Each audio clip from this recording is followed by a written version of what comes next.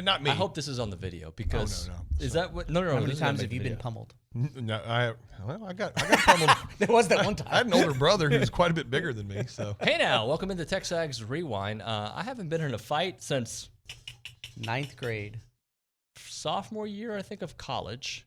ooh, you got in a fight in sophomore year of college. Yeah, I don't want to talk about That sounds it. like a I Northgate destroyed story. the guy. That sounds like a Northgate story. No, actually, it was junior year because I had my Aggie ring, and his skin was on my Aggie ring. Yeah, it was good times. But Interesting. We're presented by Yeti, by the way, and they don't want to talk about skin on rings. They want to talk about Tony Grimes, number 17 in our 23 and 23. These are the fan show guys. Say hi, guys. Howdy. Hola. Tell them who you are. I'm Kelly Adams with Gerard Construction. I'm Matt Browning with Browning Roofing. We're not I'm gonna doing get my sponsor plug in. reads here, guys. I'm gonna This get is my plug normal. in. You didn't pay for this one, guys. Our QB1 was on the program. That would be Stephen McGee. Love talking to Stephen. Amanda Christovich from Front Office Sports Conference Realignment. You love that topic. Do. You, whatever. Tell me who's on the schedule. We'll beat the crap out of them. And the fan show guys. These guys right here. Next on the Rewind. Number 17, Olin Buchanan, is Tony Grimes. Tony Grimes. I'm excited about him. I was sad to see Jalen Jones leave. I'm hoping it's kind of like a same kind of scenario, even better. I think they're kind of the same guy. You know, good tacklers historically. Tony, it's actually, I think the last 2 years has broke up 16 passes. Mm-hmm. Neither one of them got a whole bunch of interceptions. I think Tony's had one in his career, but he breaks up a lot of passes. Good speed. I saw him run down Kellen Mond in the Orange Bowl to prevent a first down. Was he a 5-star coming out of high school? I know he was highly recruited. So there he is, if you're watching on TV, helping out on a sack, on a blitz. So I was really excited that A&M was able to get him in the transfer portal. So in the short time that the portal has been around for A&M, right, this version of the portal, is he the highest? He is, right? He's the highest ranked guy that they've got. Probably. Most profile Either guy. him or Max. Max is pretty high. Yeah. But probably, yeah. Even though some will tell you that Josh DeBerry yeah. might be as good, if not better. I don't know if he's better, but some would say that. So, by the way, yeah, I think so. If I remember correctly, A&M recruited Tony Grimes pretty hard, and he was, I think A&M was in his top 2 or 3, if I remember correctly. So he coming to College Station is no surprise. Also, we've seen this kid play for a while. He played against A&M Yes. in the 2020 Orange Bowl. Yeah, he did. Like I said, he ran down Kellen Mond from behind. Kellen was scrambling, hesitated just a little bit, and that's all he needed for Grimes to come up and clip his heels from behind. So he ran him down and prevented a first down. He's a really good athlete, good speed. Looks like a really good corner to me. Dak Prescott yesterday, I think it was yesterday at practice. Did you see this, Obi? I did not. All right, Trayvon Diggs. I think we have the video. Oh, I did see this. Yeah, here we go. So Dak is going to roll to his right, and then there's a little bit of some talking going on. We muted out exactly what was said, but I'll give you a paraphrase. Trayvon gets in his face and says, "Shut your up." And Dak kind of just looks at him, and he throws the ball softly at him. This kind of stuff happens at practice all the time. I don't think it's a big deal. But is that a win the locker room, lose the locker room kind of moment for Dak, how he handles that, or does it not even matter?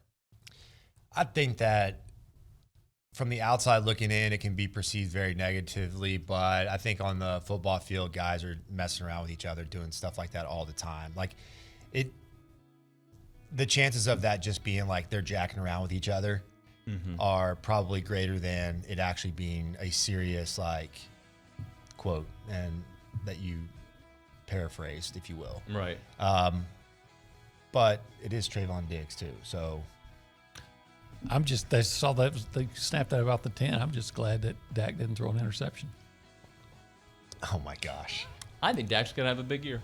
I hope he does too. I'm always been a Dak fan, and it I'm seems a like huge Dak fan. guys love Dak Prescott. I don't feel like he has any lack of respect amongst his peers. But you get into the red zone, and I call it the dread zone because I'm dreading that interception that's probably coming. The dread zone. Amanda, if you were to guess, are we going to get some movement here over the next week? Absolutely. I think a lot of folks are saying that Arizona and Arizona State are as good as gone. I don't think Colorado would have, would have left for the Big 12 if the media deal that, they were hearing about or presented with, was palatable to them. We've heard that Apple is the main, I guess, really they're the only media rights holder that has been linked with the Pac-12 at this point, and that's just not going to that's just not going to keep the schools together. So I think Arizona and Arizona State for sure are going to make a move in the next week. All right, so let's play that out. They move. They go to the Big 12. All right, what happens? What happens with Utah? And does that force Oregon to reconsider and be like, you know what, we're ready, Big 10, we're ready to go? Like, is that the domino effect that happens? Again, I think the domino effect is totally hanging in the balance for the Pac-12's media deal, because the Pac-12, if the Pac-12 can even get the same amount of money or revenue that they're currently getting for their current deal, then they might be able to save themselves, right? Because these schools, the Pac-12's got a lot of history. These schools, don't necessarily want to leave the Pac-12, and they also, they don't want to send their athletes across the country. It's very expensive, right, to charter flights and send athletes all across the country. The only reason the Big Ten is able to do it is because they've got the biggest conference media rights deal in the history of ever. Okay, so and then I'm sorry, I'm not quite answering your question, but the other issue is that I don't know that the Big 12 wants 2 more schools. It would be a rounder number for them to just get 1 more. So Matt wants to get into conference realignment. You love the drama. I do. I always have. I think it's fun. Like I said, back in 2010, I never checked Twitter more. I didn't even have a Twitter, and I literally got on Twitter just to follow, everything that was going on. Billy, hey, Chip. Chip was dead on, by the way. That guy's terrible. But not Chip in Austin. Chip Howard's my guy. No, not Chip Howard. I'm talking about Chip Brown. Trashing the local legend. Chip over Brown. here. No, Did Chip you see Howard. my face? I'm like, That ain't that's right. my mentor. Chip Howard's awesome. No, I mean, Chip Louis Brown. one thing, but you can't touch Chip. Chip Brown and Fat Catch and all those guys. That's what I'm Wow, talking we about. went Fat Catch. Yeah. Wow. Hey, everyone knows it.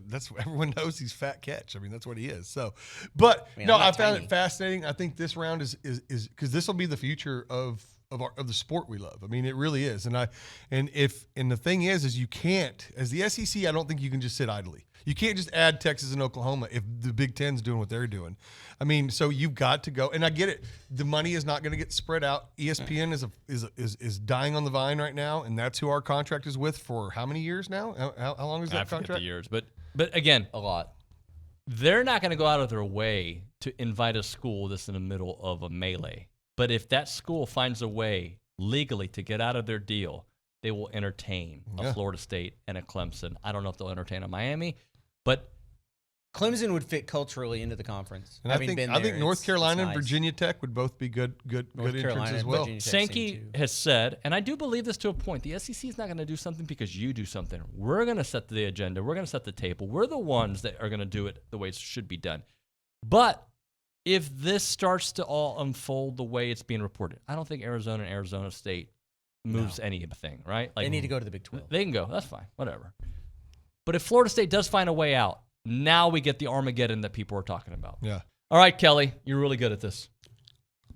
Like, subscribe. You took a swallow when you did that. Did you notice that? You're like, I got to think I don't do social media. So I got to like, subscribe, comment. What else am I supposed to do, man? You can share. Share would be good. That's And why I then missed click that one. notification bell so you never miss another TexAgs Rewind. There you go. you're doing what I do at the end of these videos, and I point when it's almost over. Like, see you next time.